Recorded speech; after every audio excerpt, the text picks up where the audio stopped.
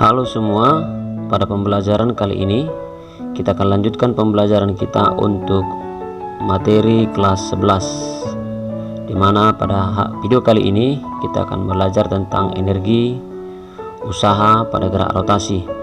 Di sana nanti akan kita lihat ada energi kinetik rotasi dan juga energi kinetik translasi, dan gabungannya yang kita katakan nanti dengan energi menggelinding.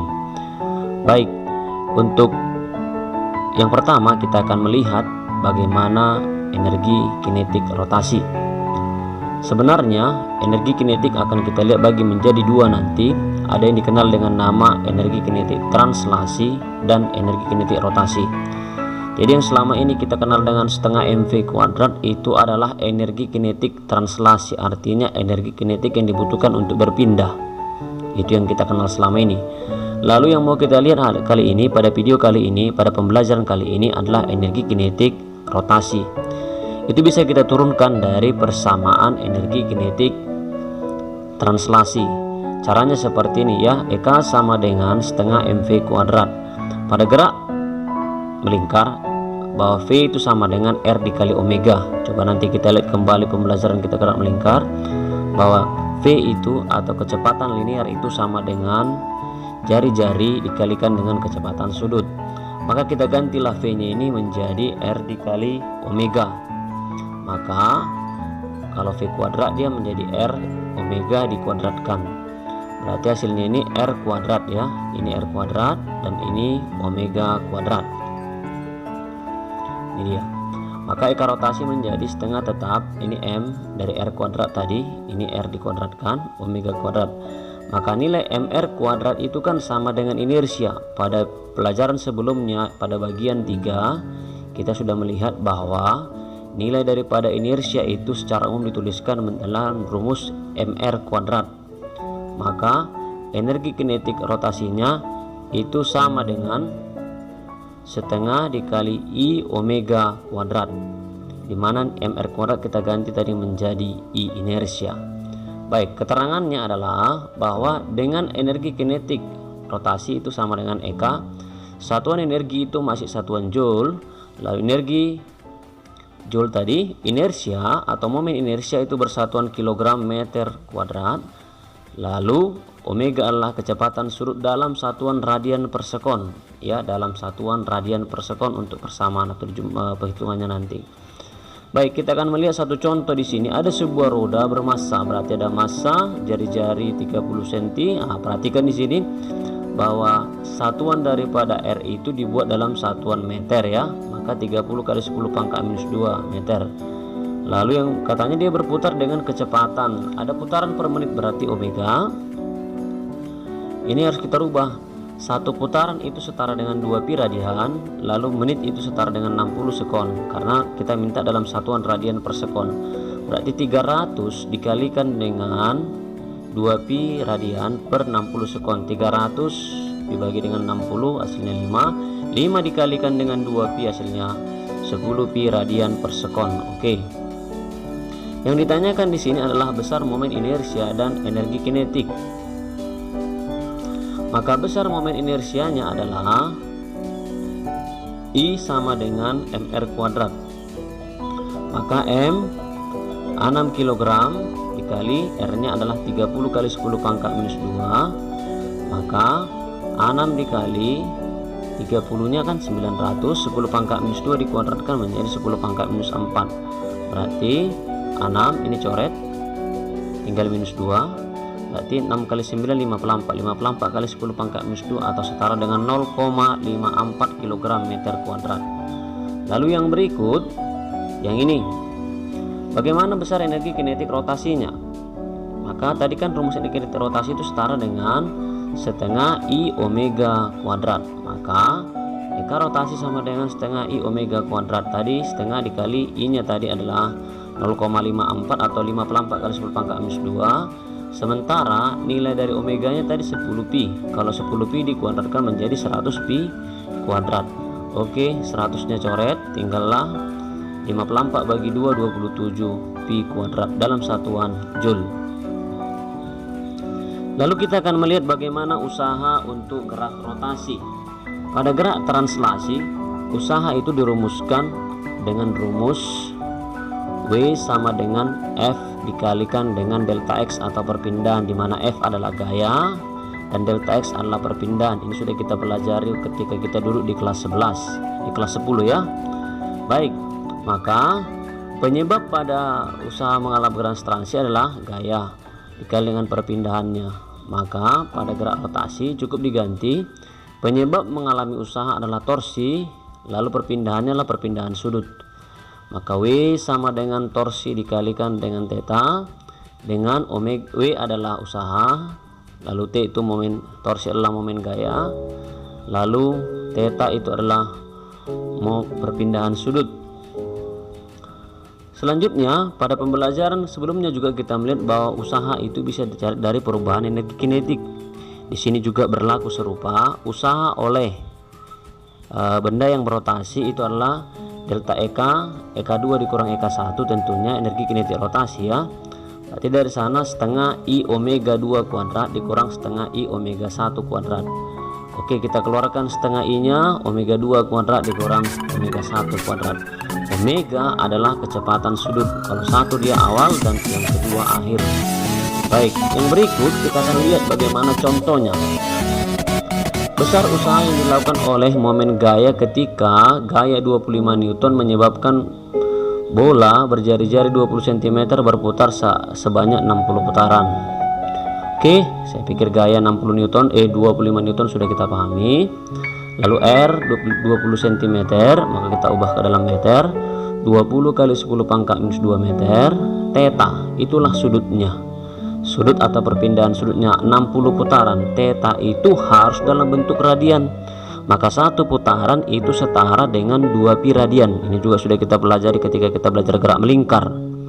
Maka 60 dikalikan 2 pi sama dengan 120 pi radian. Ada pi nya ya, ada pi radian. Oke, selanjutnya maka omega, maka yang ditanyakan adalah usahanya ya, usahanya. Maka theta dikalikan dengan torsi. Torsinya kan belum ada, kita cari dulu torsinya. Torsi sama dengan F dikali R ya, F dikali R. R itu sama dengan lengan ya. Maka 25 tadi F nya, lalu R nya 20 kali 10 pangkat minus 2 yang ini.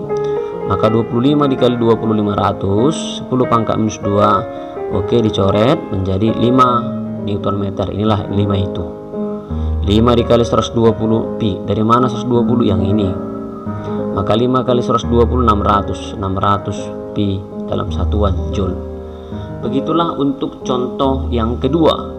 Kita akan melihat untuk contoh yang ketiga. Di sini nanti kita akan melihat bagaimana pengaruh daripada perubahan kecepatan sudut terhadap besarnya daripada usaha pada benda yang mengalami gerak rotasi. Maka dari soal ini saya rasa jelas momen inersia I, omega itu omega 1 nya 10, omega 2 nya 20. Maka omega yang W nya yang ditanya. Maka W itu sama dengan setengah I tadi yang kita turunkan di atas tadi ya. Ini omega 2 kuadrat dikurang omega 1 kuadrat. W itu usaha ya. Baik, maka setengah dikali tadi ini 10 inersia. Lalu omega 2 nya adalah 20, omega 3 nya, omega 1 nya adalah 10. Oke, setengah dikali 10 5 buka kurung, 400 dikurang 100 sama dengan 5 dikali 300 sama dengan 1500 joule. Itulah usaha yang diakibatkan dari perubahan kecepatan sudut pada gerak rotasi. Baik, kita akan melihat bagaimana ketika energi kinetik translasi bergabung dengan energi kinetik rotasi. Jadi translasi ditambah dengan rotasi itu sama dengan istilah untuk benda yang menggelinding. Jadi benda yang bisa mengalami rotasi adalah dan sekaligus bisa mengalami, ini adalah salah satu benda yang bisa mengalami gerak menggelinding. Jadi dia bisa berpindah sekaligus dan juga berputar. Ini juga sama. Benda ini juga bisa berputar dia juga bisa berpindah. Inilah benda yang menggelinding. Jadi kalau benda yang seperti ini, dia hanya bisa mengalami gerak translasi, dia tidak bisa menggelinding. Makanya saya buat di sini bahwa benda-benda yang bisa menggelinding itu adalah ban mobil, cincin, silinder, bola. Oke, nanti bisa kita temukan lagi benda-benda yang bisa menggelinding, artinya berputar dia sambil berpindah. Jadi definisi menggelinding adalah benda yang dapat bersamaan melakukan gerak translasi dan rotasi, berpindah dan berputar sekaligus. Jadi bagaimana menentukan besar reka menggelinding adalah penjumlahan dari energi kinetik rotasi ditambah energi translasi. Tadi kita sudah katakan bahwa energi kinetik rotasi itu sama dengan setengah I omega kuadrat pada persamaan sebelumnya, ditambah setengah mv kuadrat untuk energi kinetik translasi untuk berpindah. Jika I sama dengan kmr kuadrat, artinya inersia itu rumusnya kan kmr kuadrat, artinya K ini adalah koefisien. Kalau partikel kemarin K-nya itu sama dengan 1, kalau dia bola dia 2/5. Boleh kamu lihat tabel yang kamu tulis kemarin ketika kita belajar inersia. Jadi koefisien atau bilangan atau angka yang ada di depan mr kuadrat. Lalu V itu R kali omega, maka omega sama dengan V per R. Artinya pada persamaan I sama dengan kmr kuadrat. Oke, maka inersia itu kan kmr kuadrat. Ini K ini kan tergantung bendanya. Kalau dia partikel dia 1, maka I sama dengan mr kuadrat kan. Kalau dia bola dia 2/5, kalau dia silinder dia 1/2. Itu K nya itu maksudnya. Bahwa omeganya diganti menjadi V per R ya, V per R lalu dikuadratkan V kuadrat per R kuadrat ditambah setengah mv kuadrat. Oke, dari sini perhatikan. Ini R kuadrat putus habis, maka tinggal kmp kuadrat. Maka setengah kmp kuadrat ditambah setengah mv kuadrat. Oke, setengah mv kuadratnya saya tarik ke depan. Jadi tinggal apa sisa? 1 K, dan di sini tinggal 1. Maka kalau kita kalikan pun ke dalam, hasilnya akan tetaplah setengah kmv kuadrat ditambah setengah mv kuadrat. Ini bentuk dari penulisannya. Istilah eka menggelinding disebut juga dengan energi total. Oke, K itu koefisien di depan inersia. Oke, untuk bola pejal kan 2/5, berarti K-nya 2/5 itu maksudnya ya. Baik, pada video kali ini kita diajak membuktikan bahwa benarkah atau tepatkah hasil ini, bahwa buktikan bahwa energi kinetik menggelinding atau energi kinetik totalnya untuk silinder pejal itu sama dengan 3/4 dan bola itu 7/10 mv kuadrat. Kita akan coba untuk silinder pejal membuktikan persamaan energi kinetik totalnya menjadi mv kuadrat. Maka energi kinetik rotasi ditambah energi translasi setengah I omega kuadrat tambah setengah mv kuadrat. Untuk rotasinya I omega kuadrat, translasinya mv kuadrat. Kita gantilah, kalau dia silinder kan I nya setengah mv kuadrat, setengah R kuadrat ya, I nya setengah R kuadrat untuk benda yang berbentuk silinder pejal. Maka dari sini oke, setengah dikali setengah mr kuadrat ya, setengah mr kuadrat. Ini R kuadrat, setengah R kuadrat V kuadrat per R kuadrat tambah setengah mv kuadrat. Oke, kita coret R kuadratnya, tinggallah setengah kali setengah 1/4 mv kuadrat tambah setengah mv kuadrat yang ini. Berarti ini kan setengah 1/4 ditambah setengah, disamakan penyebutnya. Oke, 1/4 ditambah 2/4 sama dengan 3/4 mv kuadrat. Sebenarnya ada cara satu lagi yang sesuai dengan data yang kita rumuskan, kita turunkan tadi. Bahwa tadi kita sudah menurunkan rumusnya kan bisa dicari dari apa ini? Setengah mv kuadrat tambah K tambah 1. Dengan catatan K nya kita harus tahu. Oke, setengah mv kuadrat buka kurung K tambah 1, dimana K silinder pejal sama dengan 1/2, berarti setengah mv kuadrat 1/2 ditambah 1 3/2. 3/2 berarti setengah mv kuadrat, 3/2 dikali setengah, jadi 3/4 mv kuadrat. Terbukti.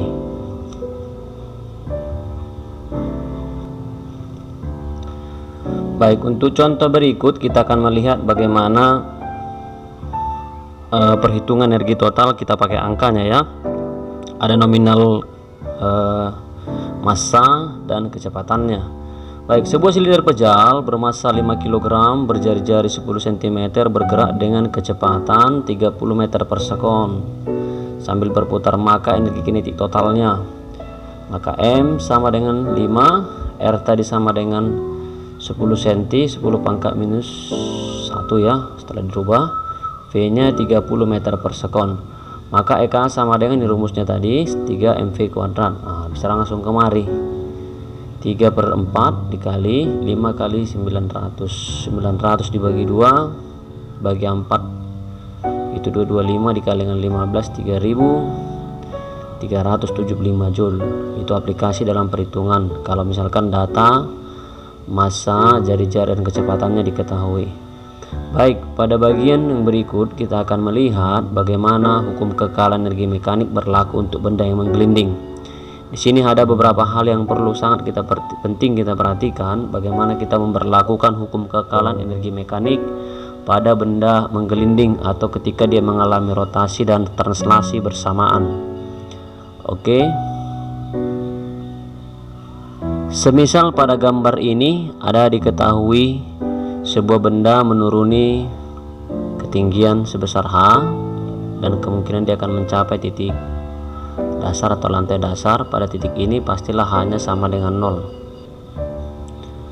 Maka dari sini kalau dia mula-mula diam, P awalnya 0, H1 nya bernilai H, H2 nya 0 karena sudah di dasar, V1 nya 0 gara-gara dia mulai alasannya karena dia awalnya mula-mula diam. Maka di sini berlaku kekekalan mekanik bahwa EM1 sama dengan EM2, bahwa EM sama dengan EK ditambah dengan EP. EK1 tambah EP1 sama dengan EK2 tambah EP2. Yang membedakan apa ketika kita belajar untuk gerak rotasi, energi kinetiknya ada 2, trans tambah rotasi, juga untuk sesudah trans tambah rotasi. Maka dari sini kita katakan tadi V1 nya 0, H2 nya 0, EK trans 1 menjadi 0. Kenapa? Kecepatan awal, maka energi kinetiknya pun 0. Oke, H2 nya 0, maka energi potensialnya pun 0 karena MGH ya. Baik, ini setengah MI omega kuadrat, omega 1 tambah MGH untuk yang ini, trans tinggal yang ini ya. Oke, translasi tambah energi kinetik rotasinya, ini tadi MGH2 nya 0. Baik, setengah ini K, I sama dengan KMR kuadrat, V kuadrat V1 per R1. Karena V1 nya tadi 0, maka ini pun habis 0 ya, tinggallah MGH. Di sebelah kanan setengah MV2 kuadrat ditambah setengah K, I nya KMR kuadrat, V kuadrat per R kuadrat dengan mengganti omega menjadi V per R. Oke, saya pikir bisa diikuti prosesnya ya. Setengah KMR kuadrat V kuadrat per R kuadrat, maka R nya ini habis, tinggallah KMV kuadrat, sama seperti penurunan tadi untuk energi kinetik total itu ya. Oke, setengah MV kuadrat yang ini, setengah KMV kuadrat yang ini, hasilnya ini. Maka setengah ditambah setengah MV kuadrat dikeluarkan, tinggallah K tambah 1, maka 2GH sama dengan V kuadrat, dikeluarkan V kuadratnya, 2 nya pindah kemari ya, ini M nya habis, tinggal lagi H di sini, 2 nya pindah kemari kali silang, 2GH sama dengan V kuadrat K tambah 1, berarti V kuadrat sama dengan 2GH per K tambah 1. Maka rumus umumnya nanti K sama dengan akar dari 2GH ditambah 1. Maka rumus umumnya nanti saya ulangi kembali, V sama dengan akar dari 2GH per K tambah 1. Itu dia untuk pemahaman bagaimana kita mencari kecepatan di dasar, dan juga nanti berlaku untuk ketika benda menuju puncak dari bawah ke atas. Tetapi nanti kalau dari bawah ke atas berarti H1 nya yang 0. Kalau di sini dia nanti titik tertinggi berarti kecepatan airnya 0. Sama prinsip yang kita gunakan seperti kita mengerjakan hukum kekekalan energi mekanik untuk benda naik dan benda turun ketika kita belajar di kelas 10. Baik, kita akan lihat bagaimana, misalkan kita ambil saja contohnya untuk benda yang menaiki bidang miring. Sebuah silinder pejal dengan massa M dan berjari-jari R menggelinding pada bidang horizontal dengan kelajuan 2 meter per sekon. Silinder tersebut kemudian menaiki bidang miring untuk sudut 30 derajat. Oke, jika energi yang hilang akibat gesekan itu dapat diabaikan, maka hitung ketinggian maksimum yang dapat dicapai silinder dari permukaan. Kalau ada ketinggian maksimum berarti kecepatan akhirnya 0, awalnya tadi 2, lalu bentuknya silinder berarti I sama dengan setengah mr kuadrat, K-nya setengah ya. Baik, saya rasa tinggal masukkan ke hukum kekekalan tadi. Prosesnya sekarang udah berubah dari bawah ke atas. Misalkan di sini titik tertingginya, berarti H1-nya 0, H2-nya yang mau kita cari atau H. Berarti EK1 tambah EP1 sama dengan EK2 tambah EP2. Oke, EK translasi tambah rotasi atau rotasi tambah translasi EP1. EP1-nya 0. Ini dia. Kenapa hanya 0? Maka MGH1 MG dikali 0 sama dengan 0 ya. Maka EK rotasi tambah EK translasi tambah titik tertinggi berarti P2-nya. Maka di titik tertinggi EK translasinya 0, sebenarnya juga nanti EK rotasinya juga 0. Kenapa? Karena dia tidak ada kecepatan di sana, sudah berhenti. Maka dia tidak akan mengalami kecepatan sudut dan juga tidak mengalami kecepatan linear. Maka nanti yang di sebelah kanan itu tinggallah MGH. Ini dijabarkan lagi di persamaan yang saya jabarkan kembali. Oke, setengah itu setengah dari mana? Ini nilai I mr kuadrat. Dimasukkanlah datanya mr kuadrat v kuadrat per r kuadrat tambah setengah mv kuadrat. Hampir serupa persamaannya, cuma di sebelah kiri sekarang yang mengalami energi kinetik trans dan rotasi. Berarti ini kali ini seperempat mv kuadrat, ini coret tadi ya, tinggal v kuadrat. Oke, setengah mv kuadrat, setengah ditambah seperempat itu 3/4 dari, maka H ini sama dengan, ini M nya habis ya, seranakan habis jadi 1, ini kan 3/4. Nah, atau dibuat seperti ini pun boleh. H sama dengan ini seluruhnya per mg, M nya coret, V kuadrat setengah tambah seperempat tambah setengah 3/4, langsung aja dibuat 3 ke bawah 4 nya penyebutnya. Jadi 3 V kuadrat per 4 dikali G, 3 dikali 4 per 4 kali 10, ambil gravitasinya 10, jadi 3/10 meter atau 0,3 meter. Lalu yang terakhir kita akan melihat bagaimana hubungan antara hukum Newton dengan gerak rotasi. Berdasarkan hukum Newton atau hukum kedua, kita tahu bahwa sigma F sama dengan MA, di mana V sama dengan R dikali omega dan A itu sama dengan R dikali alpha. Itu kita pelajari di gerak melingkar. Berarti sigma F sama dengan MR. Dari mana ini MR-nya ini?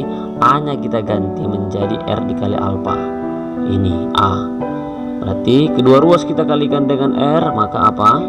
RF di sini di sebelah kiri, sebelah kanan menjadi RR, jadi R kuadrat MR kuadrat alpha. Apa itu MR kuadrat? Itu inersia. Ini alfanya tetap, ini torsi. R dikali F itu apa?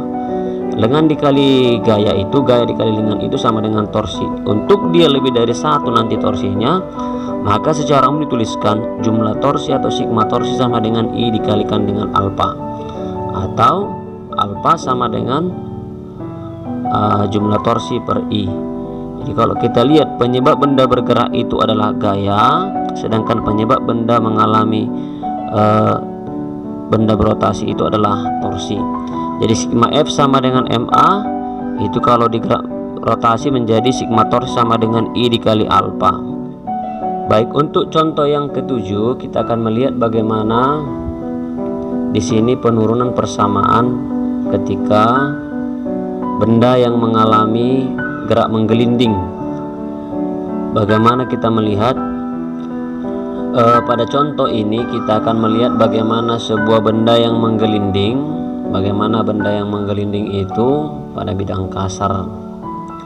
Kita ditanyakan bagaimana melibatkan dia di sana mengalami percepatan. Pada contoh ini kita lihat tadi masanya adalah 4 kg, F nya adalah 20 Newton. Di sini bendanya mengalami gerak translasi dengan persamaan sigma F sama dengan MA. Ada dua gaya yang menyebabkan benda ini bergerak. Yang pertama ada F, lalu yang kedua ada F kecil. Yang ini gaya penggeraknya, lalu ini gaya geseknya. Ini penggeraknya positif dan ini untuk gaya geseknya negatif, berlawanan dengan arah gerak benda. Ini kita misalkan persamaan 1. Baru yang berikut, gerak rotasinya, jumlah torsi yang bekerja sama dengan I dikalikan dengan alfa. Di sini ada dua sebenarnya gaya, F besar dan F kecil. Tetapi torsinya ini 0. Kenapa? Dia datang dari pusat. Kemarin kita sudah belajar itu. Jadi ini dia menjadi, untuk yang memiliki torsi itu hanya gaya geseknya. Maka untuk gaya gesek saja F dikali R. Inilah yang menjadi lengannya. Inilah yang menjadi lengan atau R-nya. Jari-jari inilah menjadi lengannya. Ini kan sudah siku. Maka F dikali lengan sama dengan I-nya 2/3 MR kuadrat. Ini bola tipis. Bola tipis itu 2/3 MR kuadrat. Boleh kita lihat nanti tabel yang kita lihat ketika kita belajar momen inersia. Maka alfa diganti menjadi, tadi kan A sama dengan R kali alfa, maka alfa sama dengan A per R. A per R. Maka ini R kuadrat, tinggal R di atas, di sebelah kiri ada R, maka tinggal habis ya dikali 1. Berarti F sama dengan 2/3 M dikali A persamaan 2. Dua persamaan ini kita akan kombinasikan dengan cara substitusi, di mana nilai F pada persamaan 1 akan kita ganti menjadi 2/3 MA. Oke, F sama dengan 2/3 MA sama dengan MA. 2/3 MA kita pindahkan ke sebelah kanan jadi tambah. Maka F sama dengan A buka kurung M tambah 2/3 M. Maka AM sama dengan M-nya dikeluarkan juga ya. AM sama dengan 1 ditambah 2/3. 1 ditambah 2/3 berarti 3/3 ditambah 2/3 sama dengan 5/3 MA. Maka dari situ bisa kita ganti menjadi A sama dengan, jika F sama dengan 5/3 MA, maka A sama dengan 3F per 5M. Tadi dikata dalam soal itu bahwa nilai daripada F-nya itu sama dengan 20 Newton dan massa itu adalah 4 kg. Maka 3 dikali 20 per 5 dikali 4 berarti 60 per 20 sama dengan 3 meter per sekon kuadrat. Itulah nilai daripada percepatan dengan konsep benda menggelinding, melibatkan gaya untuk gerak rotasinya. Untuk contoh yang ke-8 ini, di sini sebenarnya kita sekaligus juga menurunkan bagaimana menentukan besar percepatan dan juga menghubungkannya dengan kecepatan dari rumus yang sudah kita turunkan tadi pada sebelumnya. Baik, di sini ada satu buah contoh ketika sebuah benda meluncur pada bidang miring, maka misalkan benda itu berbentuk bola pejal yang selama ini kita lihat hanya berbentuk petak ya, sehingga dia hanya mengalami translasi. Kalau kita buat dulu bentuk bola pejal seperti ini, maka dia akan mengalami gerak translasi maupun rotasi. Massa bola pejal adalah 5 kg, jari-jarinya 20 cm atau 20 kali 10 pangkat minus 2 meter. Lalu ada theta, sudut yang dibentuk oleh bidang miring ini 30 derajat. Lalu ketinggian dia dilepaskan tadi sebesar 2 meter dan gravitasi di tempat itu diambil nilainya 10 meter per sekon kuadrat. Yang ditanyakan berapakah percepatan di dasar bidang miring. Lalu yang kedua V di dasar bidang miring. Sebenarnya percepatannya sama ya. Lalu bagaimana kita mendapatkan nilai besar percepatan? Yang pertama langkahnya adalah sama seperti kita menganalisis vektor-vektor atau gaya-gaya yang berada pada benda ini. Yang menyebabkan benda ini menggelinding ke bawah adalah gaya berat. Sedangkan gaya berat maka dia akan ditahan oleh gaya gesek. Maka ketika kita melihat gerak translasinya ada dua buah gaya yang bekerja.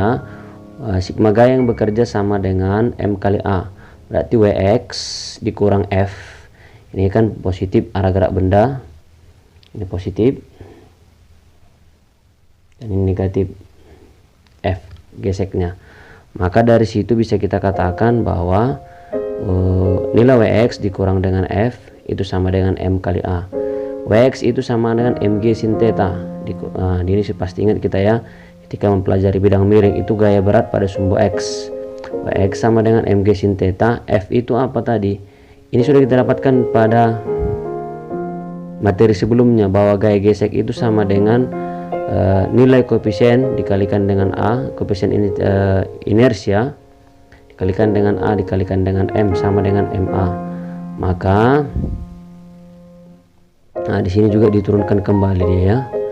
Maka jumlah torsi sama dengan F kali R. Oke, ini F kecil ya.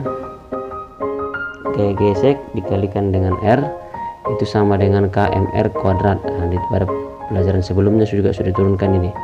Inersia KMR kuadrat, lalu alfa A per R. R-nya dicoret, tinggal F sama dengan KAM atau KMA sama itu ya. Maka sama dengan MA. MG sin theta ini dipindahkan ke sebelah kanan.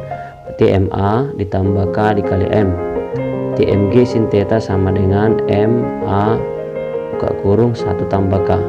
Artinya nilai MA pada ruas ini keluarkan, maka di sini 1 tambah K.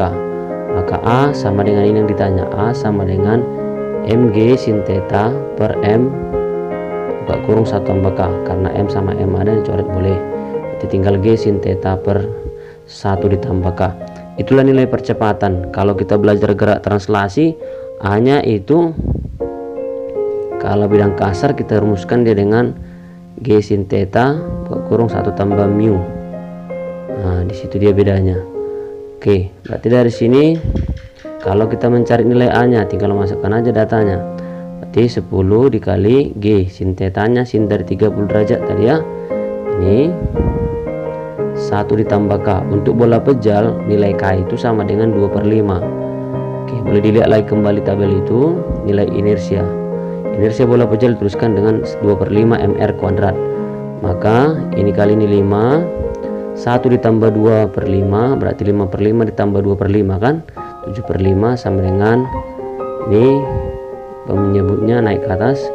Untuk pembilang penyebutnya ini 5 kali 5 25/7. A sama dengan 25/7. Lalu ditanyakan juga nilai kecepatannya. Maka untuk nilai kecepatannya tinggal kita masukkan rumus yang kita turunkan tadi, dimana tadi kita sudah menuliskan menurunkannya bahwa nilai V itu sama dengan akar dari 2GH per K tambah 1. Berarti 2G 2 kali 10 dikali H, hanya tadi 2 meter. Ini baru kita per K tambah 1, K nya 2/5. 2/5 tambah 1 itu 7/5 ya.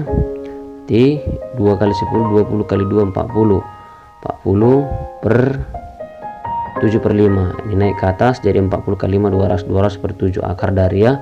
Boleh juga dicari nanti itu besarnya berapa, 200 dibagi 7 baru diakarkan dalam satuan meter per sekon. Demikian untuk pembelajaran kita sampai topik ini. Oke, nanti kita akan lanjutkan pada video berikut untuk pembelajaran berikutnya. Oke, tetap semangat ya, salam sehat, terima kasih.